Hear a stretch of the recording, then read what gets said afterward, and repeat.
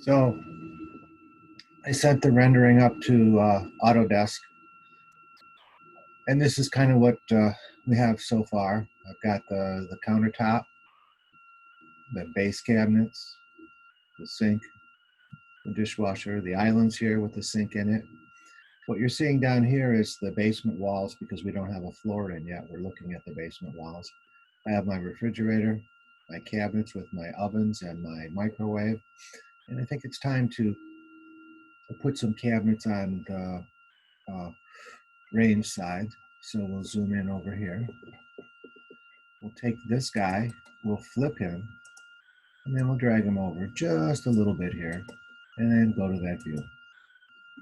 Now I can see I don't have any upper cabinets, I don't have any base cabinets, and I don't have my ranged fan in yet. Okay, so let's WT, and I can see all of my appliances. And this view isn't any good anymore because I want to be looking over there. Let's see if I can spin it around successfully. Yeah, that's pretty good. We'll make this guy a little bit bigger. All right, and maybe a little bit smaller. I don't really have a concern about that side. So let's just look at what's going on here. Okay, so in my floor plan, I want to put some base cabinets over here. Let's see. Well, we'll start with this guy. Create similar. Bring him over here. And I need to rotate it because you can see this is the arrows show the front of the cabinet. So I'll just rotate that 90 degrees. And then I also want to put some drawers in.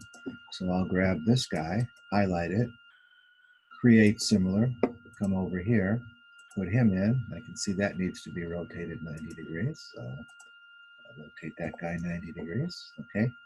So looks like let's put in another one of these. So let's see, what distance do we have all the way across here? From here, well, this isn't in the right spot yet, so let's get him in the right spot. So I'll move him over a little bit, and then I'll use the align tool to grab this edge and this edge. And then let's just see what we have for a distance. From here to here is 36, 37, 38, 39. I got 40 inches. Cabinets come in 3-inch increments. So let's make this 36 or 40. So, all right, let's make this guy, I got 20, I want each one of these to be 21 inches, and then I'll make this guy a little bit smaller. So do I have a 21 inch? Not yet. So we'll take this guy, edit it, and duplicate it, and we'll call it 21 inches. And then we'll change this to 21 inches. And we'll say, okay. And then I'm going to simply mirror that guy about this line. And so you can see what I have here. And I'll just move both of them over just to the side a little bit so you can see what's going on. I've got to make this guy a little bit smaller. So he's 15. I'll make him 12 inches. Do I have a 12 inch? No, I don't. So edit this type, duplicate it. I'll make it 12 inches. And then change this to 12 inches. Okay. So that made him a little bit smaller. Let's see now.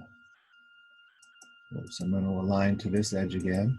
Then I'm going to align, oops, now I've got the multiple still selected. So when I set align, a multiple is still selected. Okay, so now we're good. And I'll align him to there. Align him to there. And I'm going to grab all three of these, and I'm going to move them just so there's a little space between the cabinet and the cooktop. So a little space here, that's fine. Now, let's mirror all three of those about the midpoint of this, and that's not going to work, is it? The reason that's not going to work is it's too big. This guy needs to be smaller. So I'm going to change these down to 18 inches. Do I have an 18-inch? If I click on this, no 18-inch, so I'll make one. Edit the type, duplicate, 18 inches, and I'll change that to 18 inches and say okay. And then I'll do this the same way. Come down here. All right. Now let's align this guy here and this guy. Oops. And that looks better. Okay. Now all I have to do is go back to the floor plan and put them in place. So align. Now I'm going to go back and click multiple again. This is the edge I want everything to be aligned to.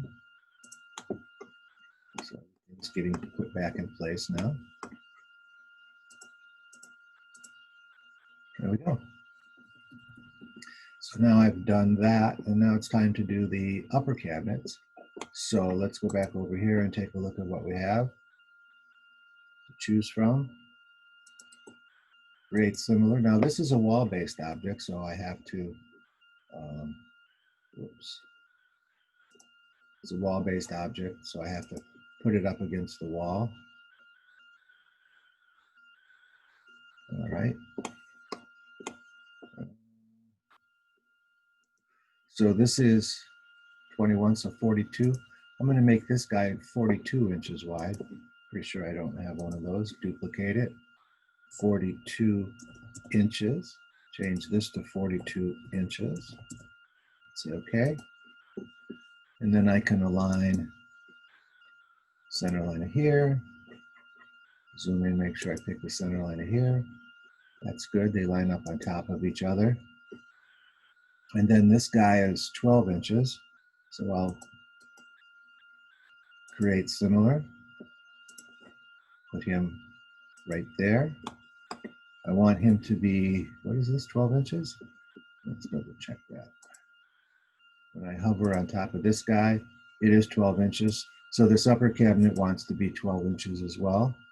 Click on them, look at the properties, see if I have a 12-inch. I do not. So edit the type, duplicate, 12 inches, make this 12 inches. Say okay. And then align him right there. Look at that. That looks good. Now let's take this guy and mirror him about the midpoint of the oven, stove range. That looks good. And then these are 18 inches. So that'll be 36 inches wide altogether. So I'll copy him. Let's see if it'll let me do that. From here to here. And do I have a 36-inch wide? No. Edit the type. Duplicate. 36. Okay. Make him 3 feet wide. Say okay. And now all I have to do is align him. And there we go. Look at that. And then all my cabinets over here on that side as well.